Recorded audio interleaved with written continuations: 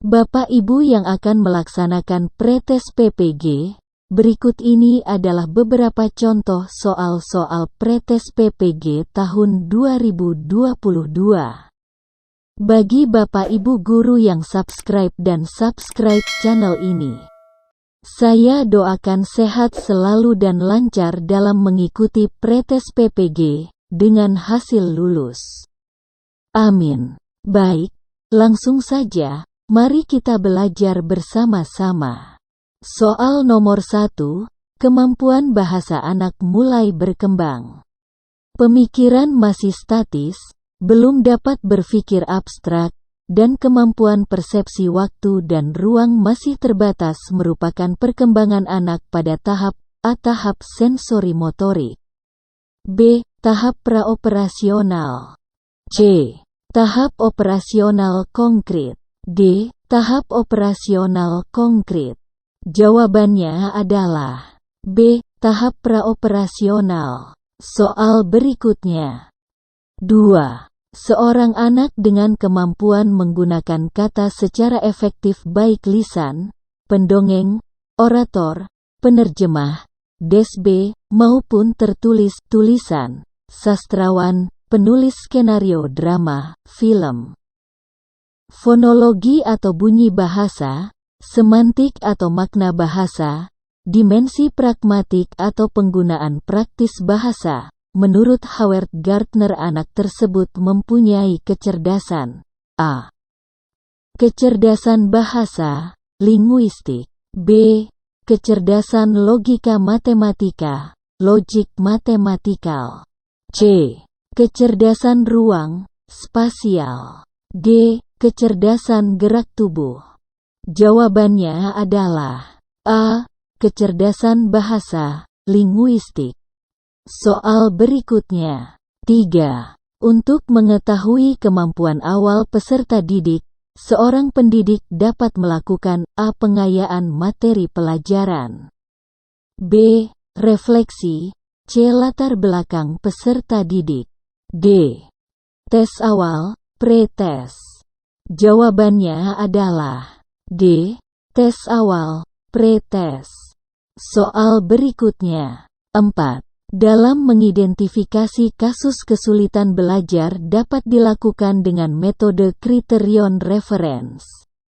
Yang bukan merupakan tahap metode kriterion reference adalah A. Menetapkan angka nilai kualitatif minimal yang dapat diterima, misalnya 5,0 atau 6,0. B. Membandingkan prestasi dari setiap siswa dengan angka nilai batas lulus tersebut. Secara teoritis, mereka yang angka nilai prestasinya berada di bawah lulus sudah dapat diduga sebagai siswa yang mengalami kesulitan belajar. C. Menganalisis kemampuan peserta didik. D. Menghimpun siswa yang diduga mengalami kesulitan belajar serta mencari siswa yang mengalami gejala terparah, yang nilainya jauh di bawah siswa penderita kesulitan belajar lainnya. Jawabannya adalah C. Menganalisis kemampuan peserta didik. Soal berikutnya. 5. Dalam kompetensi pedagogik, guru menguasai teori belajar dan prinsip-prinsip pembelajaran yang mendidik. Dalam prinsip pembelajaran yang mendidik, guru harus A. Melaksanakan proses pembelajaran sesuai jadwal. B. Menerapkan berbagai pendekatan, strategi, metode, dan teknik pembelajaran yang mendidik secara kreatif dalam mata pelajaran yang diampu. C. Menggunakan strategi pembelajaran. D. Hanya menggunakan teknik pembelajaran. Jawabannya adalah B. Menerapkan berbagai pendekatan, strategi, metode, dan teknik pembelajaran yang mendidik secara kreatif dalam mata pelajaran yang diampu. Soal berikutnya.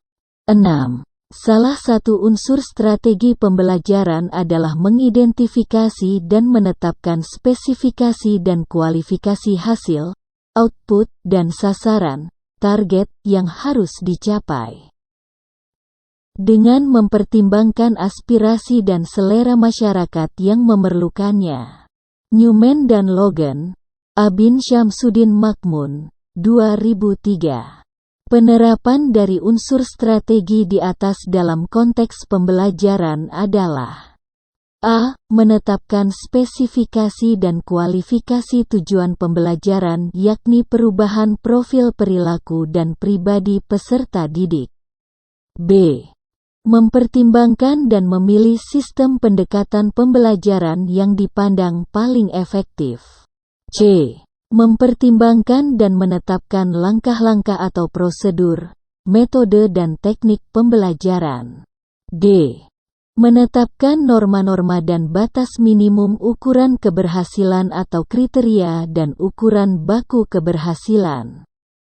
Jawabannya adalah A. Menetapkan spesifikasi dan kualifikasi tujuan pembelajaran, yakni perubahan profil perilaku dan pribadi peserta didik. Soal berikutnya. 7. Yang ditekankan di dalam strategi pembelajaran interaktif adalah: A. Membangun inisiatif individu, kemandirian, dan peningkatan diri. B. Diskusi dan saring di antara peserta didik. C. Pembelajaran didominasi arahan dari guru. D. Proses penyampaian materi secara verbal. Jawabannya adalah B. Diskusi dan saring di antara peserta didik. Soal berikutnya. 8. Pada kurikulum 2013.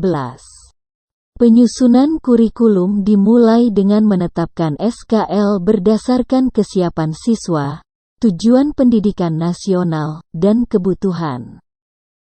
Setelah kompetensi ditetapkan, kemudian ditentukan kurikulumnya yang terdiri dari kerangka dasar kurikulum dan struktur kurikulum. Ada beberapa faktor yang harus dikembangkan, antara lain: A. Tantangan internal dan eksternal. B. Responsibility. C. Reinforced. D. Enriched. Jawabannya adalah A. Tantangan internal dan eksternal. Soal berikutnya. 9. Kurikulum 2013. Proses pembelajaran menggunakan pendekatan saintifik, artinya yaitu: A. Kurikulum harus mengandung hal-hal baru sehingga dapat membantu siswa untuk dapat mengembangkan setiap potensi yang dimilikinya. B. Menyeleksi nilai dan budaya, mana yang perlu dipertahankan, dan mana yang harus dimiliki oleh siswa. C. Pembelajaran yang mendorong siswa lebih mampu dalam mengamati, menanya, mengumpulkan informasi, mengasosiasi, menalar, dan mengomunikasikan. D. Mengembangkan kompetensi dasar berdasar pada prinsip akumulatif, saling memperkuat, reinforce, dan memperkaya, enriched, antar mata pelajaran. Jawabannya adalah C. Pembelajaran yang mendorong siswa lebih mampu dalam mengamati, menanya, mengumpulkan informasi, mengasosiasi, menalar, dan mengomunikasikan. Soal berikutnya. 10. Pengembangan kurikulum pemangku kepentingan, STTKA, dilakukan dengan melibatkan pemangku, stakeholders, untuk menjamin relevansi pendidikan dengan kebutuhan kehidupan. Termasuk di dalamnya kehidupan kemasyarakatan, dunia usaha, industri dan dunia kerja. Pernyataan tersebut di atas sesuai dengan prinsip pengembangan kurikulum. A. Tanggap terhadap perkembangan ilmu pengetahuan, teknologi, dan seni. B. Relevan dengan kebutuhan kehidupan. C. Menyeluruh dan berkesinambungan. D. Beragam dan terpadu. Jawabannya adalah C. Menyeluruh dan berkesinambungan. Soal berikutnya. 11. Kurikulum dikembangkan berdasarkan prinsip bahwa peserta didik memiliki posisi sentral untuk mengembangkan kompetensinya agar menjadi manusia yang beriman dan berakwa kepada Tuhan Yang Maha Esa. Berakhlak mulia, sehat, berilmu, cakap, kreatif, mandiri dan menjadi warga negara yang demokratis serta bertanggung jawab. Pernyataan tersebut di atas sesuai dengan prinsip pengembangan kurikulum. A. Tanggap terhadap perkembangan ilmu pengetahuan, teknologi, dan seni. B. Relevan dengan kebutuhan kehidupan. C. Menyeluruh dan berkesinambungan. D. Beragam dan terpadu. Jawabannya adalah D. Beragam dan terpadu. Soal berikutnya. 12. Upaya guru dalam memberikan kesempatan kepada siswa untuk merefleksikan pengalaman belajar yang telah dialami yang paling optimal adalah dengan cara A. Guru memberikan tes atau pekerjaan rumah setiap akhir pelajaran. B. Guru menggunakan pertanyaan terarah maupun pertanyaan bersifat penelusuran saat pembelajaran berlangsung. C. Guru mewawancarai tiap siswa tentang capaian atau masalah belajar yang dihadapi siswa dalam belajar. D. Guru menugaskan siswa untuk menuliskan kesulitan siswa dalam belajar. Jawabannya adalah B. Guru menggunakan pertanyaan terarah maupun pertanyaan bersifat penelusuran saat pembelajaran berlangsung. Soal berikutnya. 13. Upaya merancang pengayaan bagi peserta didik yang mencapai ketuntasan belajar optimal tampak dalam kegiatan guru sebagai berikut. A. Memberikan tambahan materi berupa sumber ajar dari pengarang yang berbeda. B. Memberikan tes tambahan dengan tingkat kesukaran yang lebih tinggi. C. Memberikan tambahan sumber bahan tambahan yang lebih mendalam dan tingkat variasi yang tinggi berikut instrumen tesnya yang sesuai. D. Memberikan tambahan materi berupa sumber ajar dari penerbit yang berbeda. Jawabannya adalah C. Memberikan tambahan sumber bahan tambahan yang lebih mendalam dan tingkat variasi yang tinggi berikut instrumen tesnya yang sesuai. Soal berikutnya. 14. Yang dimaksud dengan penilaian adalah A. Pengumpulan dan pengolahan informasi untuk mengukur pencapaian hasil belajar peserta didik. B. Proses yang dilakukan untuk mengambil keputusan berdasarkan evaluasi. C. Membandingkan hasil pengamatan dengan suatu kriteria. D. Proses interaksi antara peserta didik dan pendidik. Jawabannya adalah A. Pengumpulan dan pengolahan informasi untuk mengukur pencapaian hasil belajar peserta didik. Soal berikutnya. 15. Bentuk penilaian yang menghendaki peserta didik menampilkan sikap menggunakan pengetahuan yang diperoleh dalam pembelajaran dalam melaksanakan tugas disebut penilaian, apretest. B. Post-test. C. Autentik. D. Non-autentik. Jawabannya adalah C. Autentik. Soal berikutnya. 16. Pendidik melakukan penilaian kompetensi sikap melalui observasi penilaian diri. Penilaian teman sejawat peer evaluation oleh peserta didik. Adapun instrumen yang digunakan dalam penilaian tersebut adalah A. Skala penilaian, rating scale. B. Rubrik. C. Jurnal. D. Soal tes. Jawabannya adalah A. Skala penilaian, rating scale. Soal berikutnya. 17. Lingkup penilaian hasil belajar mencakup kompetensi beberapa kompetensi yaitu A. Kompetensi spiritual, kompetensi sikap. B. kompetensi inti, kompetensi dasar. C. Kompetensi sikap spiritual, kompetensi sikap sosial, kompetensi keterampilan, kompetensi pengetahuan. D.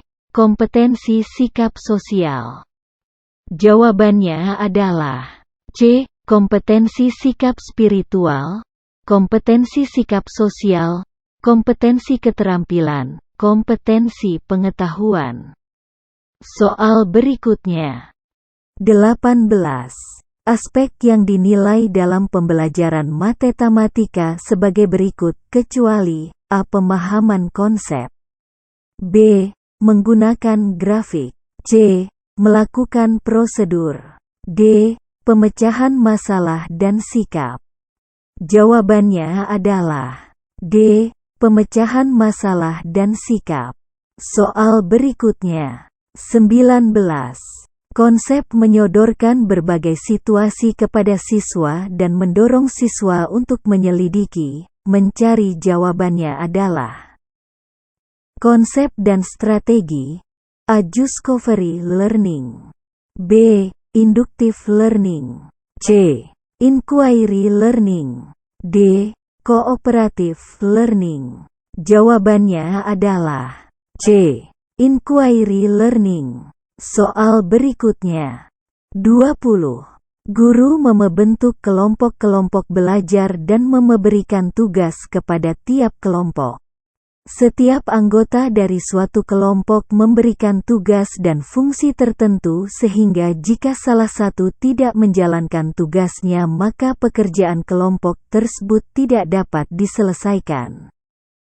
Karakteristik dari strategi pembelajaran tersebut adalah A. Tugas kelompok, B. Diskusi kelompok kecil, C. Pengajaran langsung, direct teaching, D. Belajar kooperatif, cooperative learning. Jawabannya adalah A. Tugas kelompok. Soal berikutnya. 21. Teknologi informasi dan komunikasi dalam pembelajaran memiliki 3 fungsi utama yang digunakan dalam kegiatan pembelajaran kecuali A. Teknologi sebagai alat bantu bagi siswa dalam pembelajaran, B. Teknologi sebagai ilmu pengetahuan, sains, C.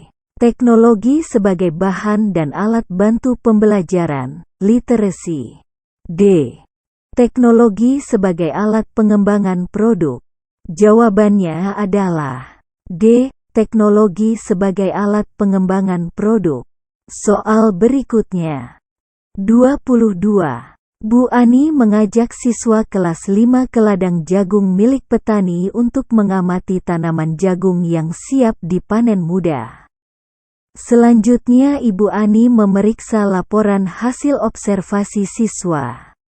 Dari hasil klasifikasi kecenderungan gaya belajar siswa diperoleh peringkat hasil belajar peringkat terbaik dari pembelajaran berupa observasi di luar kelas menunjukkan siswa memiliki kecenderungan gaya belajar berhasil baik melalui A. Visual, pandangan mata, auditif, pendengaran, B. Visual, pandangan mata, kinestik, gerak, C. Auditif, pendengaran, kinestetik, gerak, D. Auditif visual dan kinestetik. Jawabannya adalah D. Auditif visual dan kinestetik. Soal berikutnya. 23. Upaya membimbing siswa untuk mengembang keterampilan pengetahuan terlihat dalam upaya guru. A. Memberi contoh penting toleransi, B. Mendiskusikan bagaimana mengubah permasalahan di sekitar siswa, C. Melatih bagaimana mempersiapkan kesehatan diri dan lingkungan sekitar, D. Melatih siswa membuat keputusan yang diambil berdasarkan informasi. Jawabannya adalah B. Mendiskusikan bagaimana mengubah permasalahan di sekitar siswa. Soal berikutnya. 24. Upaya guru menggunakan hasil analisis untuk menentukan ketuntasan belajar antara lain sebagai berikut. A. Menentukan kriteria keberhasilan belajar. B. Mengklasifikasi siswa berdasarkan hasil capaian belajarnya. C. Mencari letak kelemahan secara umum dilihat dari kriteria keberhasilan yang diharapkan. D. Merencanakan pengajaran remedi. Jawabannya adalah D. Merencanakan pengajaran remedi. Soal berikutnya.